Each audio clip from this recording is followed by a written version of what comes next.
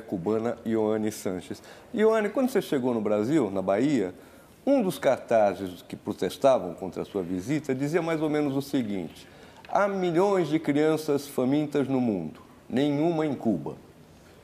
Eu pergunto, primeiro, isso é verdade? Segundo, questão da Revolução Cubana.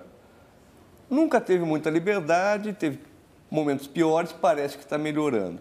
Mas em termos de ganhos materiais, a Revolução conseguiu alguns, nos termos de educação, saúde, pelo menos o regime alardeia muito isso, e as comparações estatísticas com outros países da América Latina também beneficiam Cuba.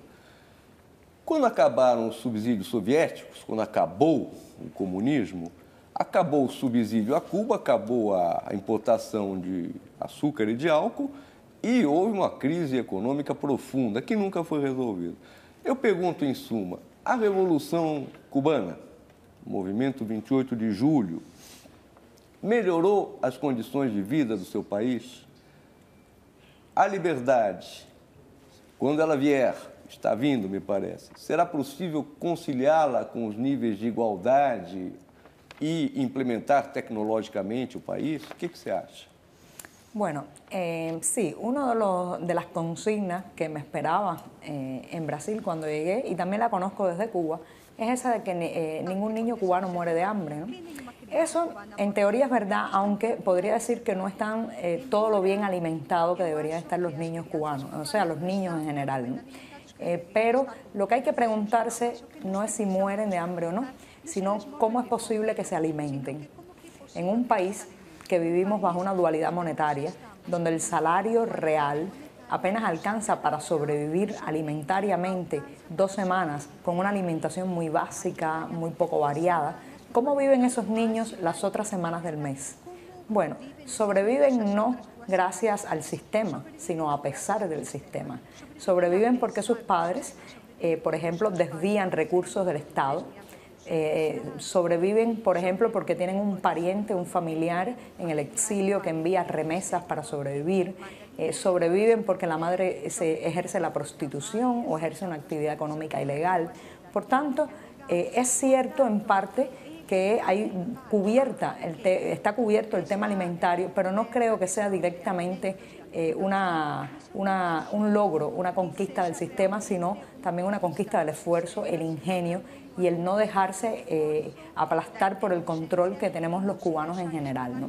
Ahora bien, en torno a la educación y a la salud, lo cierto es que ese gran mito, ese gran estereotipo que es la calidad de la educación y la salud en Cuba, obedece fundamentalmente a lo que fue en los años 70 y 80 el sistema educativo y el sistema de salud pública.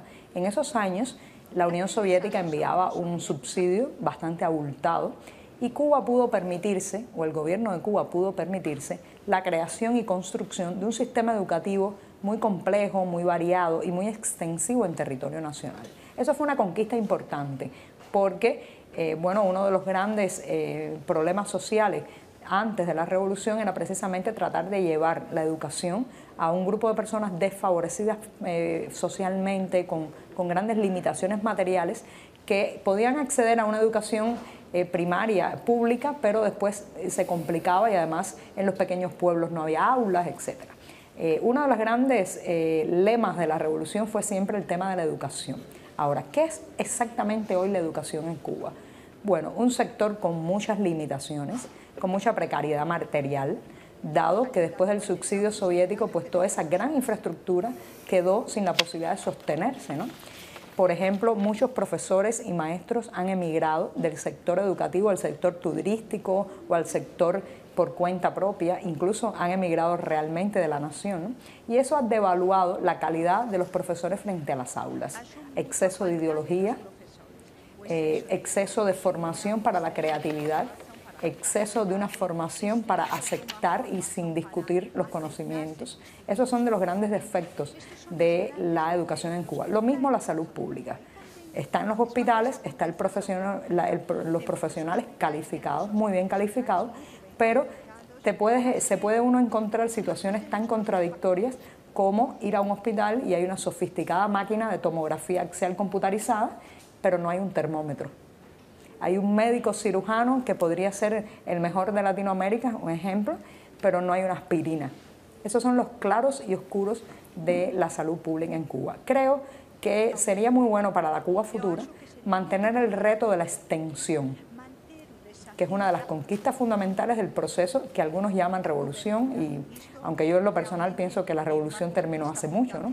Mantener esa extensión de la ubicación de las escuelas, la gratuidad, por lo menos hasta la enseñanza secundaria, y mejorar eso con calidad, sacar la ideología y la política finalmente de las aulas, y lo más importante, no decirle nunca más a ningún ciudadano cubano que tiene que callarse y que tiene que aplaudir porque el gobierno le da educación y salud. No.